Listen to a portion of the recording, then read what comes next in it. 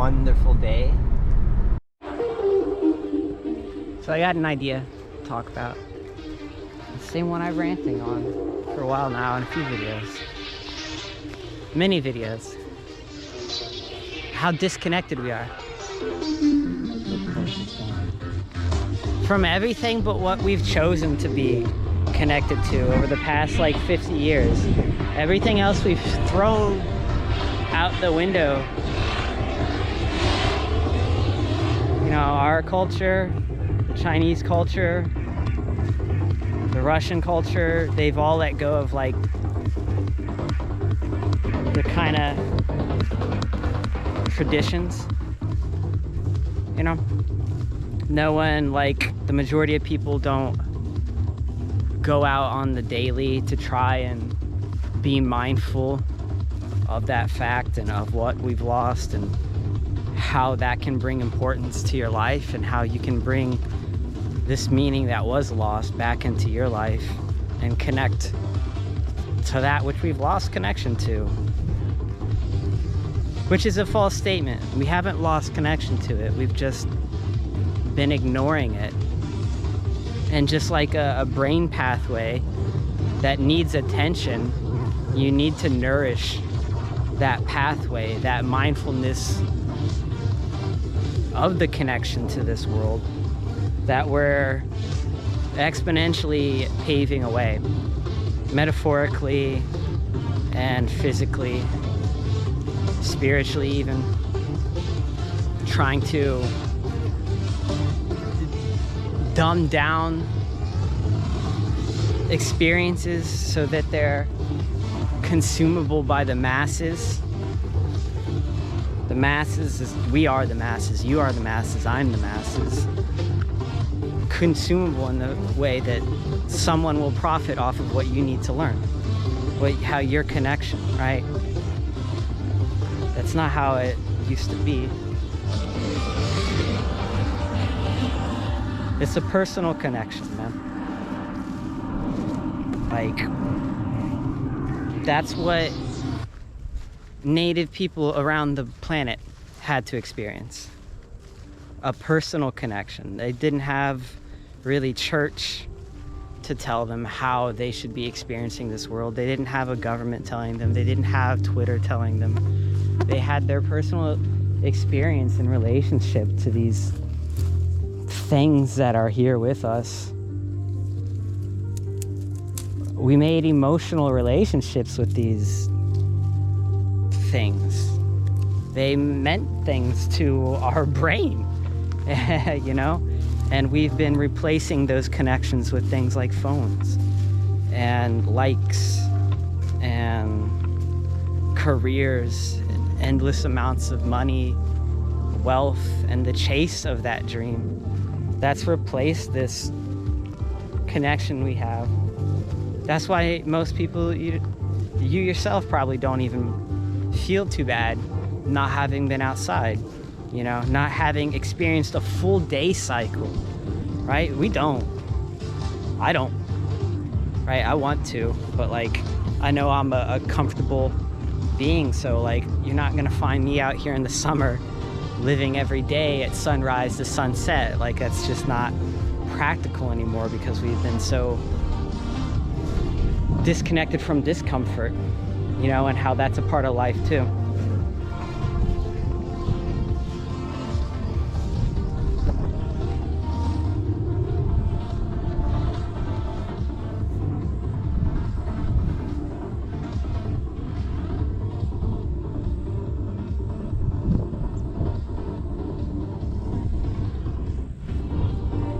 What's gonna be left in 100 years from now, from where you're living right now? This used to be a work field. People used to work here. This used to be a railroad line, I believe. People were chopping down trees and getting pitch and sap and growing stuff. Like, but you wouldn't know that. No one really recognized that coming out here. So in that same respect, where you work, what's that going to be in 100 years? Is it really worth that much time and investment when it's changing?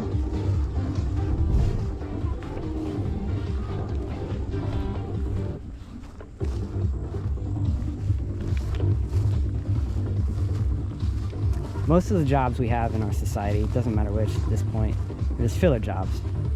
Jobs of service and jobs of taking down information to put into a ledger. Insurance, customer service, fraud. You're just on a phone, you know, talking to someone, getting information, jotting it down. That's supply chain. I mean, this is what a lot of work is, right? And is that meaningful? No. Can you find meaning in it? Sure. Is it like as meaningful as like getting back in touch with where we're from? No.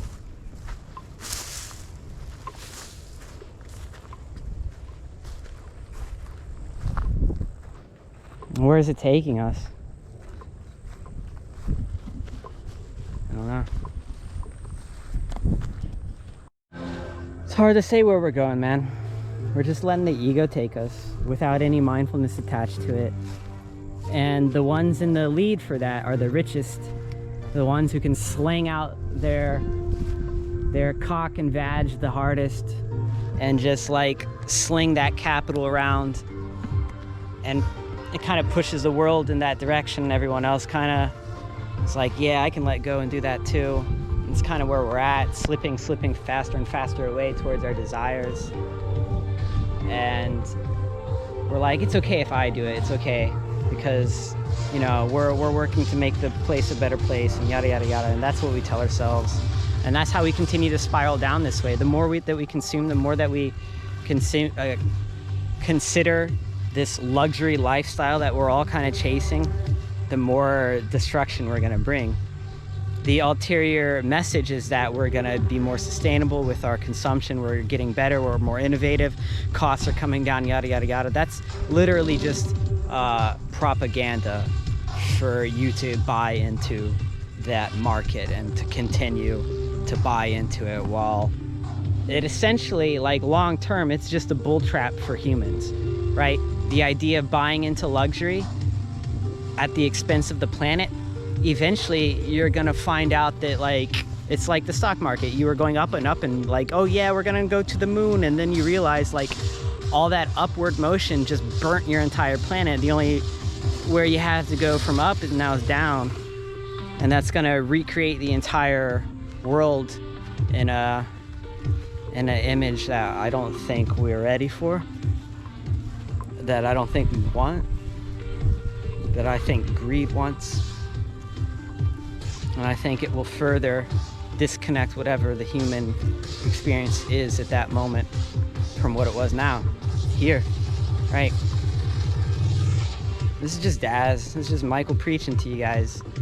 The experiences I've had, the messages I've picked up, the warnings I've received from the universe itself, saying this is a cyclical pattern. You guys are kind of in it again. We have the opportunity to change that pattern and make a more sustainable pattern. And that's what this is all about. Sustainability. Preserving life as much as you can, because it's a finite thing. Like, this universe itself is a finite thing. It's gonna wear out.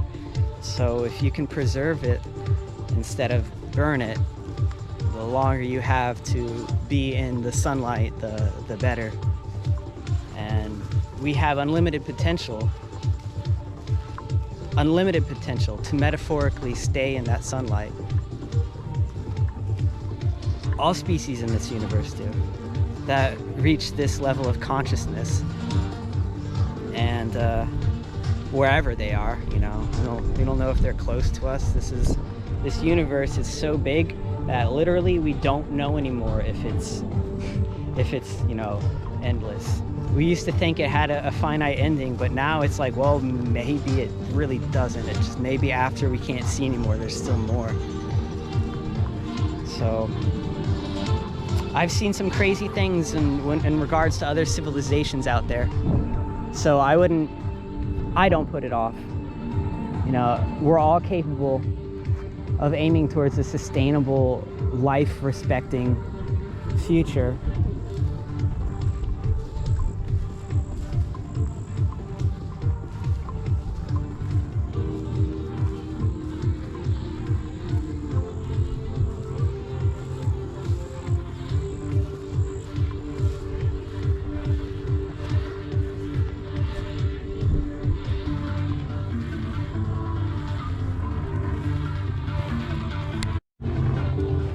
mean, if we continue on with the greed path, there's some predictions, you know, simulation or robotic futures or genetic supremacist futures. It's not really a bright picture if we don't get rid of greed and this idea that we need to control everyone. That in itself is really hard. How do you get rid of greed if you're not trying to control everyone?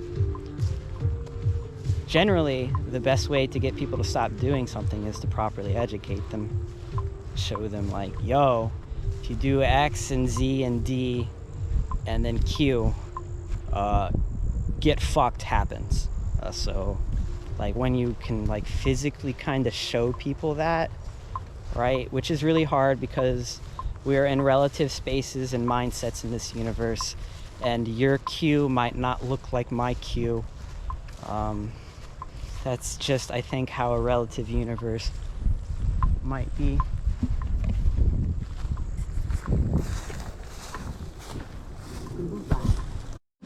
So I was just gonna go down this trail here, but instead I'm walking back because I just found 3 ticks on me, and I'm like, nah, we're not. I got Lyme disease last year, fam. I'm not trying to deal with ticky ticks.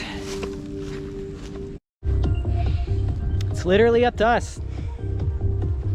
It's up to us. It's up to you. It's up to your kids. It's up to your mom to fucking listen to you. It's up to us. We have to listen to each other. Our sufferings. We can't ignore our sufferings for our desires. Each other's suffering is saying something critical that we're sympathetic to, but not empathetic to. We can one ear out the other and give a pat on the back and a rub, but actually a society built for us having the time to truly be empathetic and sit down with one another and have that time every day, it's kind of been beaten out of us. And we have to get back to that. We have to get back to having more free time for each other. We have to get back to this. And this idea of perpetual growth, always getting bigger, like that's not sustainable. You can't, like we have to figure out a different way to run economies than perpetual growth. That's a stupid idea, right? Maybe you shouldn't have a different plan, like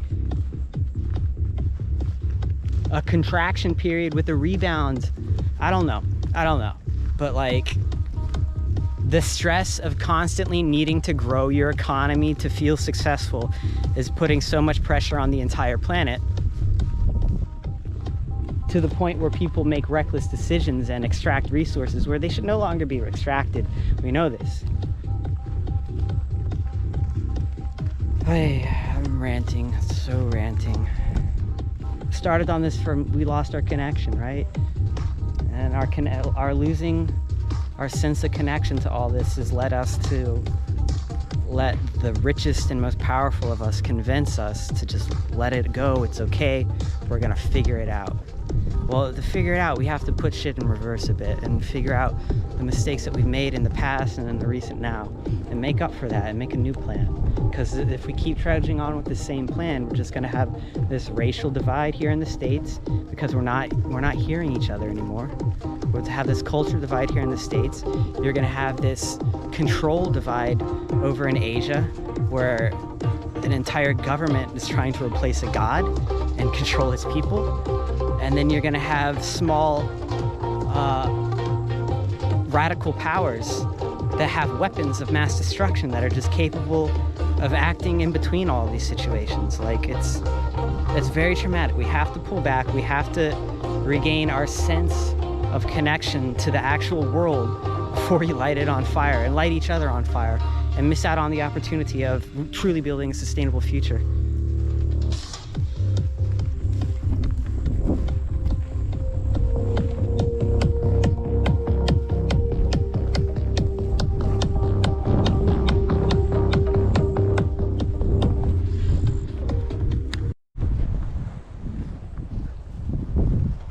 Break in the clouds. It's been a beautiful day. I appreciate you guys listening to my rant today. I was doing that while taking some nature clips and whatnot, because like I said, I want to make a video where kind of like putting pieces of Florida together to some of the music that my friends are going to let me use. So yeah, I really just appreciate you guys listening to that rant. It's kind of important to me in many ways. Like, I see most of my friends, for many reasons, you know, like not being able to connect to this part of reality anymore because of so many different constraints. And you know, when I zoom out, it's just apparent that lots of people, if not the majority of people, can no longer connect that way, or it's really hard for them to. And if we can just be mindful of that, be mindful that it's hard for you to feel connected, maybe, or to just to just be mindful, you know, that would be helpful. We have to do something to pull us out of this kind of funk, or we're going to keep slipping and sliding into a very grim, greedy, controlling future. So yeah, I appreciate it. I'm gonna have many rants like this, you know me. This is what I do.